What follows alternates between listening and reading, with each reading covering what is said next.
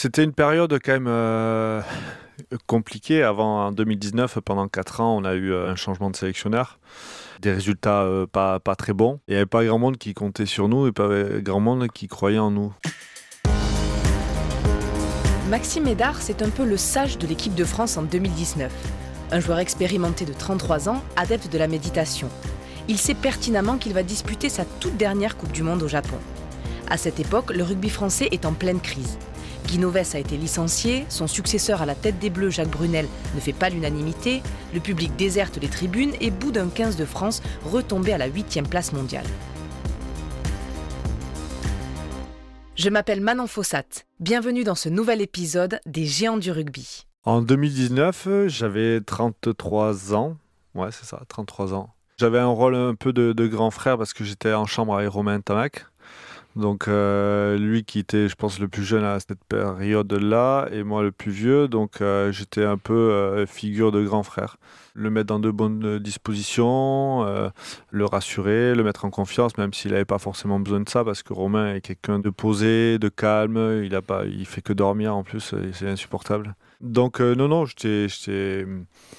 j'avais un rôle de... Je savais que c'était potentiellement ma dernière Coupe du Monde, et c'était ma dernière Coupe du Monde, et le dernier objectif en équipe de France. Donc j'étais appliqué, on va dire. Au sein du groupe, un homme concentre les critiques. C'est le capitaine Guillaume Guirado. Depuis qu'il porte le brassard, il a perdu en moyenne 2/3 de ses prestations avec l'équipe de France et pour ne rien arranger, les matchs de préparation ont lieu dans des stades à moitié vides. Le rugby était à ce moment-là pas forcément apprécié. Quand tu vois aujourd'hui les résultats de l'équipe de France, il y a tout qui change, la communication, aussi les effets, le spectacle qu'il y a avant, après le match. Enfin, nous, il n'y avait pas grand-chose. On nous accorde pas beaucoup de crédit. Donc notre premier challenge, il sera là, de sortir de cette poule. Et après, l'histoire a montré que l'équipe de France, elle est capable d'aller loin. Mais nous, on va d'abord se cantonner à ce challenge-là, qui est la marche obligatoire. Jacques Brunel annonce la sélection. Je la prends comme tout le monde à la télé ou par les médias. Mais j'étais fier, en fait. J'étais fier parce que c'était... En 2015, Philippe Saint-André m'avait appelé... Et pendant 10 minutes, il m'avait expliqué pourquoi je ne faisais pas partie de la sélection. Bon, il m'a dit, écoute, j'ai pas grand-chose à te dire, mais je te prends pas. Mais par contre, s'il y a un blessé, je t'appelle. Bon, finalement, malheureusement, il y a Yoann Hugier qui se blesse et finalement, il m'appelle pas, il appelle quelqu'un d'autre. Donc j'avais vraiment, 2019 pour moi, c'était vraiment important. Parce que d'un, je savais que c'était mon dernier objectif en équipe de France. J'avais envie d'amener ma famille, ma fille au Japon, de découvrir ce pays. Enfin voilà, c'était pour moi un objectif, l'objectif ultime. Et comme j'avais pas été pris en 2015, j'avais tout fait pour être donc une fierté incroyable. Enfin quand tu sais qu'il y a ton nom qui s'affiche et oui, tu sais que tu vas partir à la Coupe du Monde. Enfin, voilà, c'est le rêve ultime pour un sportif. Avant même le début de la compétition, le sélectionneur Jacques Brunel l'admet.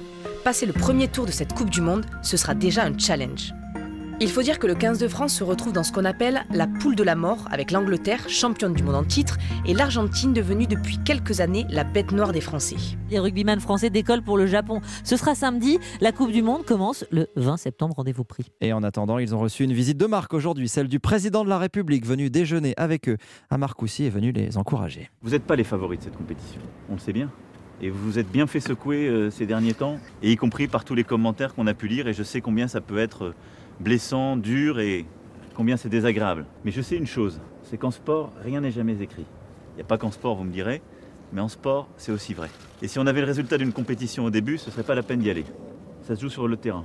Et je suis sûr d'une chose, c'est que sur le terrain, celui qui a peur, celui qui ne croit pas en lui, il n'a aucune chance de gagner. On est arrivé le soir, un décalage horaire quand même assez énorme.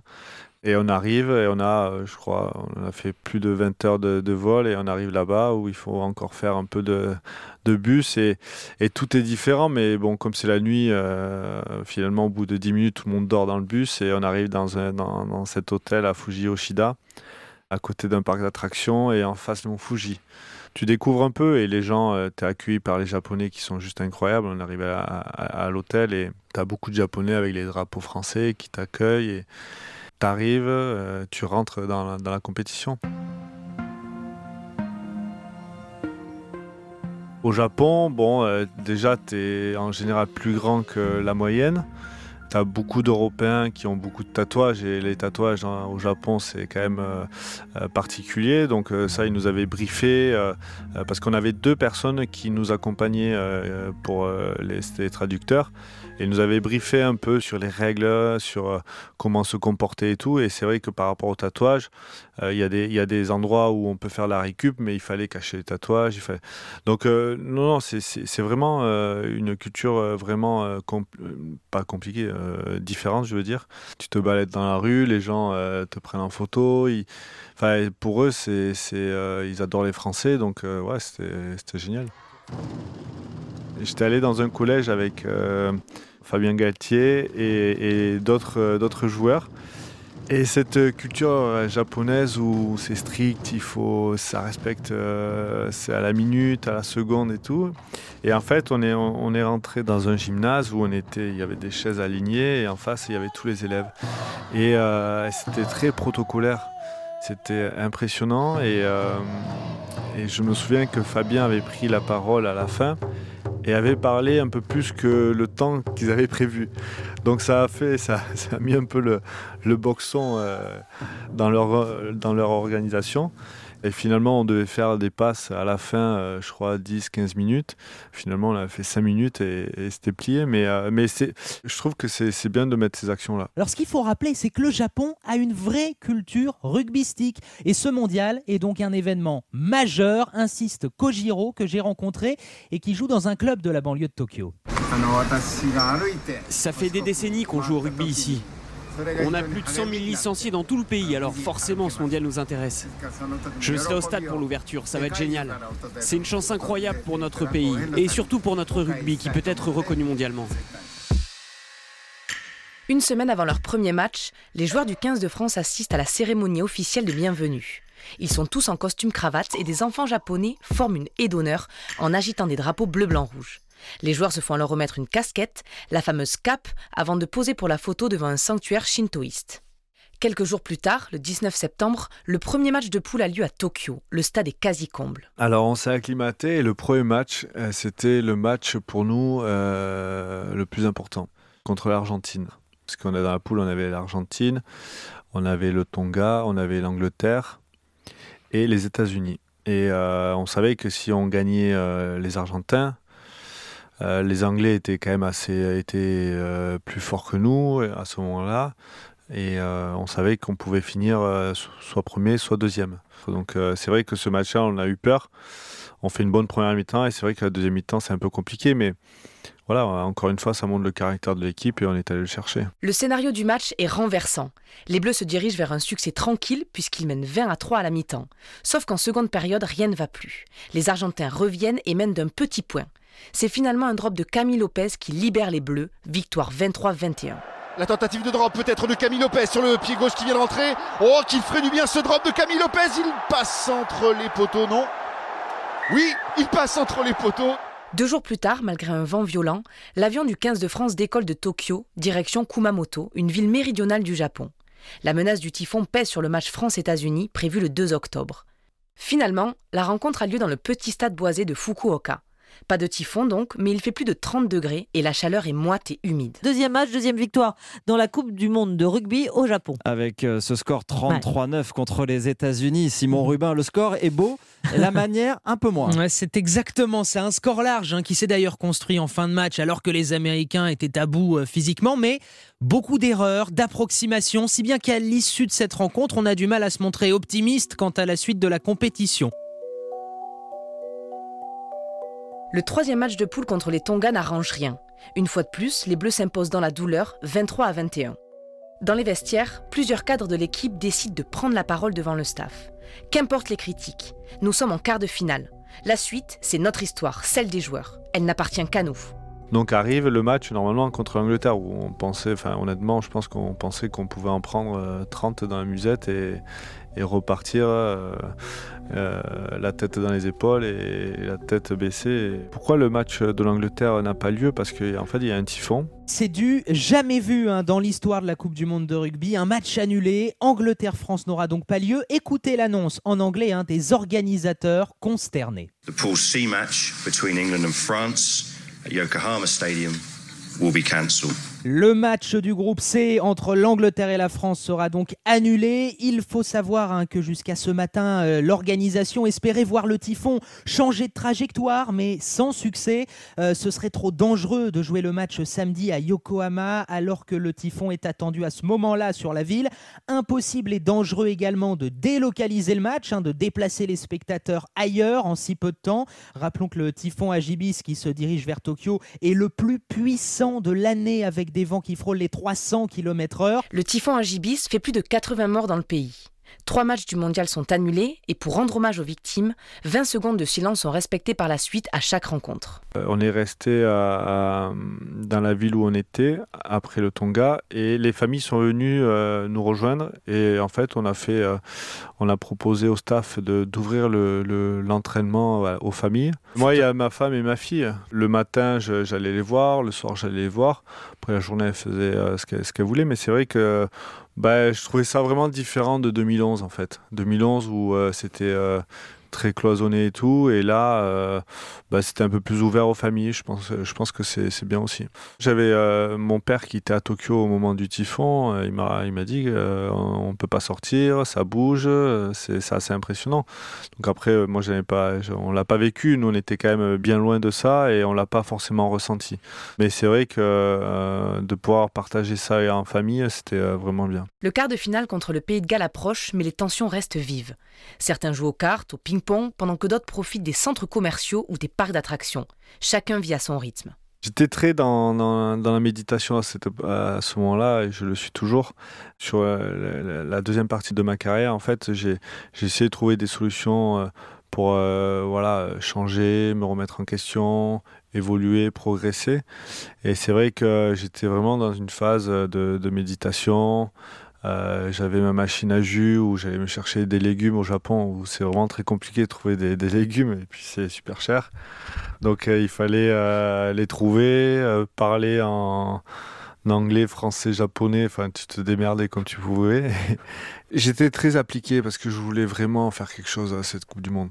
Les 2 premières semaines où on était à Fuji Yoshida, on avait un parc d'attractions, l'un des plus grands du Japon, et tu avais des joueurs qui partaient tous les jours au parc d'attractions et c'était super. Mais moi, j'étais tellement dans mon truc où je voulais faire quelque chose et donc j'allais plutôt dans les temples ou dans les jardins pour méditer, pour être en accord avec moi-même. Bon, bref, il y a des gens qui vont me trouver un peu fou, mais j'avais besoin de calme parce qu'en 2011, il y avait tellement de monde et tellement de pression que j'avais besoin quand je suis rentré de la Coupe du Monde, pendant un mois, je voulais voir plus personne. Donc, j'avais besoin de ce calme aussi. C'est à bord d'un bus japonais, un peu exigu pour les joueurs français mesurant près de 2 mètres, que le 15 tricolore se rend à Oita pour son quart de finale contre le Pays de Galles. La rencontre a lieu sous un toit fermé. Avant même le début du match, les Bleus apprennent une bonne nouvelle. Jonathan Davis, le chef d'orchestre gallois, est forfait. Là, on rentre en quart de finale et qu'est-ce qu'on se dit ? Qu'on n'a plus rien à perdre et qu'on fait une première mi-temps exceptionnelle. Franchement, je pense que c'était la meilleure première mi-temps qu'on ait pu faire depuis 4 ans. Ce début de ce match, en fait, il se passe bien parce qu'on est euphorique, on sent qu'on a de l'énergie, on sent qu'on a envie de bien faire, on sent qu'on est vraiment soudés. Et il y a un premier essai de VA et après, il y a un deuxième essai pour moi que je préfère raconter parce que il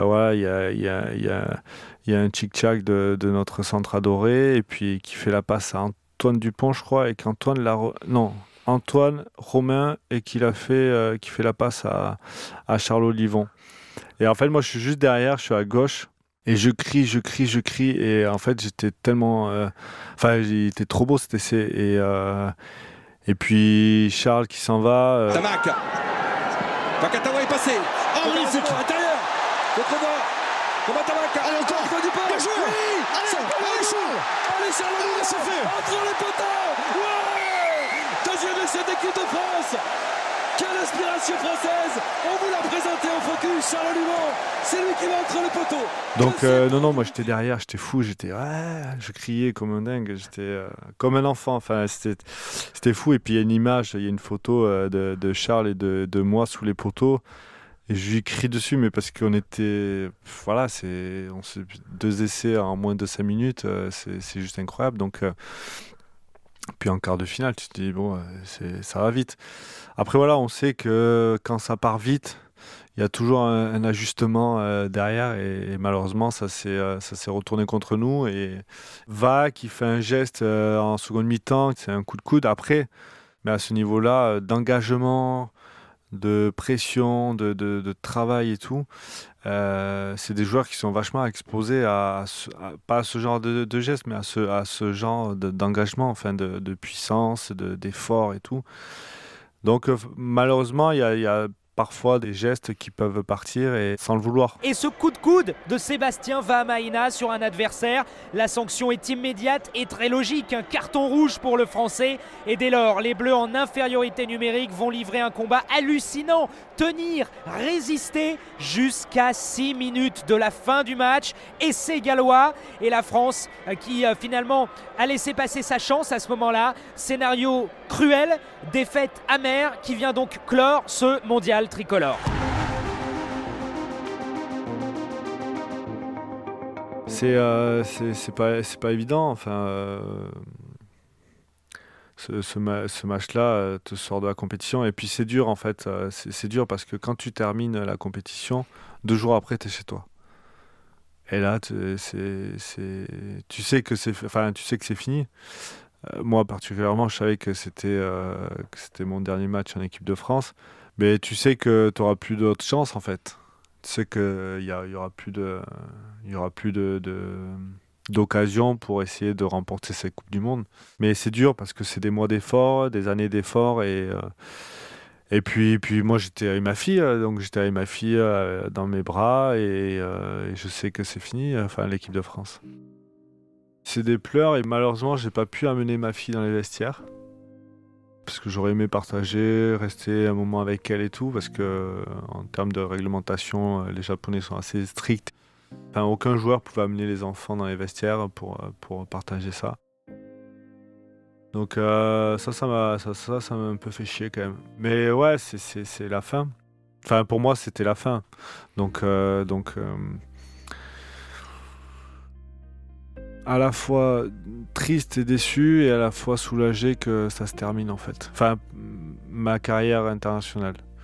Ça demande beaucoup d'efforts, beaucoup de sacrifices, beaucoup de remise en question et j'ai passé 10 ans en équipe de France et avec une période pas forcément glorieuse. Et ben voilà, c'est la fin. Enfin,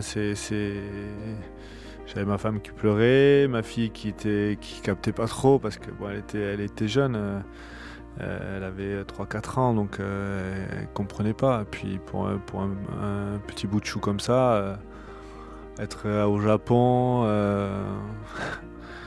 avec son père sur un stade où il y a des gens un peu partout, il y a du bruit partout. Enfin mais bon, voilà, c'était important pour moi de faire un dernier tour d'honneur avec ma fille parce que c'était l'objectif pour moi de la mener là-bas. Donc voilà, donc tu vas réussir à me faire tomber une petite larmichette, mais je vais résister.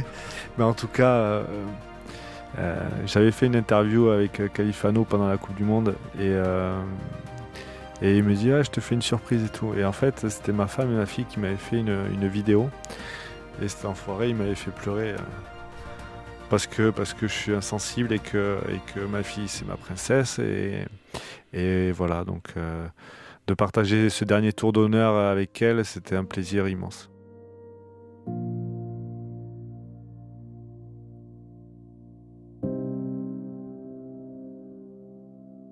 C'est déjà le dernier épisode de cette saison 3 consacrée aux géants du rugby. Si vous avez aimé, n'hésitez pas à nous laisser des commentaires et un maximum d'étoiles sur le site et l'appli Europe 1 et sur toutes les plateformes d'écoute. À très bientôt pour une nouvelle saison des géants du sport français.